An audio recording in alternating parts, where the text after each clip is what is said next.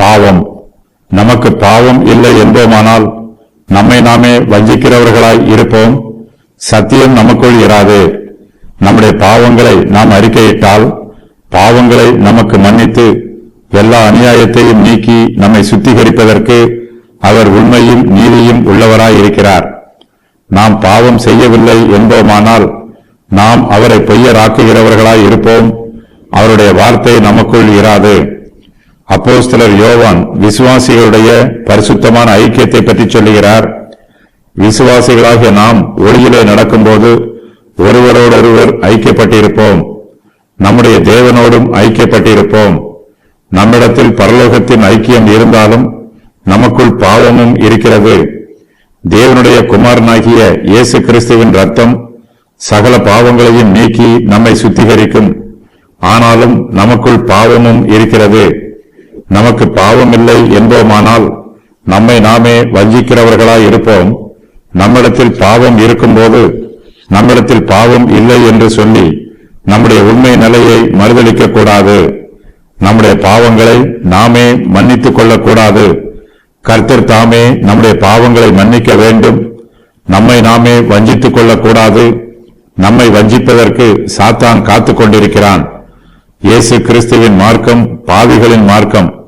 பாவிகளை மனம் திரும்ப வைப்பதற்காகவும் அவர்களை ரட்சிக்க வைப்பதற்காகவுமே இயேசு கிறிஸ்து இந்த உலகத்திற்கு வந்தார். விசுவாசிகளாகிய நாம் நம்முடைய பாவங்களை உணர வேண்டும். பாவங்களுக்கு மனம் திரும்ப வேண்டும். ரட்சிக்கப்பட்டிருக்கிற நாம் நம்முடைய ஆவிக்குரிய ஜீவியத்தில் அனுதினமும் நம்முடைய பாவங்களுக்காக மனம் திரும்பிக் கொண்டே இருக்க வேண்டும். நம்முடைய விசுவாசம் அனுதினமும் புதுப்பிக்கப்பட்டுக் கொண்டே இருக்க வேண்டும்.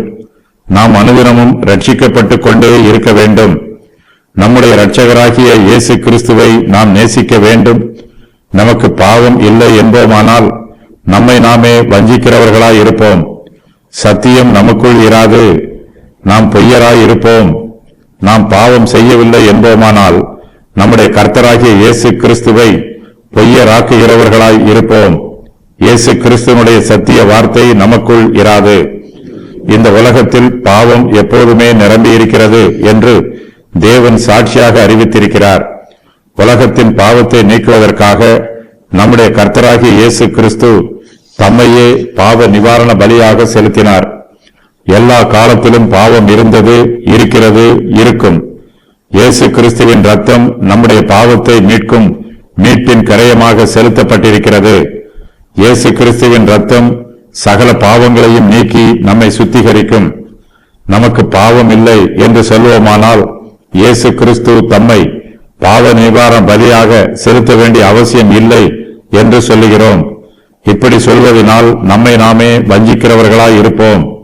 இந்த உலகத்தில் பாவம் இருப்பதனால்தான் இயேசு கிறிஸ்து தம்மையே பாவ நிவாரண பலியாக செலுத்தினார். நமக்கு பாவம் இல்லை என்று சொல்லி நம்மை வஞ்சிக்காமல் நம்முடைய பாவங்களை நாம் கர்த்தருடைய சமூகத்தில் அறிக்கையிட வேண்டும்.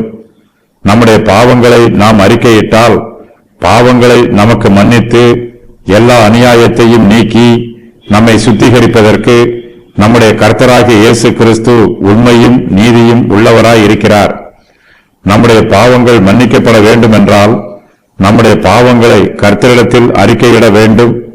பயபக்தியோடும் விசுவாசத்தோடும் பாவத்தை அறிக்கையிட வேண்டும். முதலாவதாக நாம் பாவிகள் என்பதையும் நம்மிடத்தில் பாவம் உண்டு என்பதையும் நாம் அங்கீகரிக்க வேண்டும். நமக்கு பாவம் இல்லை என்போமானால் நம்மை நாமே வஞ்சிக்கிறவர்களாய் இருப்போம். நம்மை நாம் வஞ்சித்து விடாமல் நம்மிடத்தில் பாவம் உள்ளது என்று சொல்லி அந்த பாவத்தை கர்த்தருடைய சமூகத்தில் அறிக்கையிட வேண்டும். அப்போது நம்முடைய கர்த்தராகிய இயேசு கிறிஸ்து நம்முடைய பாவங்களை நமக்கு மன்னிப்பார். நம்மிடத்தில் உள்ள எல்லா அநியாயத்தையும் நீக்கி நம்மை சுத்திகரிப்பார். நம்மை மன்னித்து சுத்திகரிப்பதற்கு இயேசு கிறிஸ்து உண்மையும் நீதியும் உள்ளவராய் இருக்கிறார். நாம் தேவனுடைய சமூகத்தில் நம்முடைய பாவங்களை அறிக்கை செய்யும் போது அவர் உண்மையும் நீதியும் உள்ளவர் என்பதை அங்கீகரிக்க வேண்டும். தேவன் தம்முடைய வார்த்தைக்கும் வாக்கு தத்தத்திற்கும் உண்மை உள்ளவர். நம்முடைய பாவங்களை நாம் அறிக்கையிட்டால் தேவன் நம்முடைய பாவங்களை நமக்கு மன்னிப்பார். இது தேவனுடைய வாக்கு தத்தம். தேவனுடைய வார்த்தையின் பிரகாரமாகவே நம்முடைய பாவங்களை நாம் அவருடைய சமூகத்தில் அறிக்கையிடுகிறோம். தேவன் உண்மையும் நீதியும் உள்ளவர். அவர் கிருபையும் இரக்கமும் மிகுந்தவர். தம்முடைய கிருபையினால் நம்முடைய பாவங்களை நமக்கு மன்னிக்கிறவர். தம்முடைய கிருபையினாலும் இரக்கத்தினாலும் அவர் நம்மை சுத்திகரிக்கிறவர். எல்லா அநியாயத்தையும் நம்மை விட்டு நீக்குகிறார். தேவன் தம்முடைய வார்த்தையில் உண்மையும் நீதியும் உள்ளவர். நம்முடைய பாவங்களை நாம் அறிக்கையிட்டால் நம்மை ரட்சிப்பதற்கு தேவன் செய்யும் காரியங்கள்: அவர் நமக்கு உண்மை உள்ளவராக இருக்கிறார். அவர் நமக்கு நீதி உள்ளவராய் இருக்கிறார். அவர் நம்முடைய பாவங்களை மன்னிக்கிறார். எல்லா அநியாயத்தையும் நீக்கி நம்மை சுத்திகரிக்கிறார்.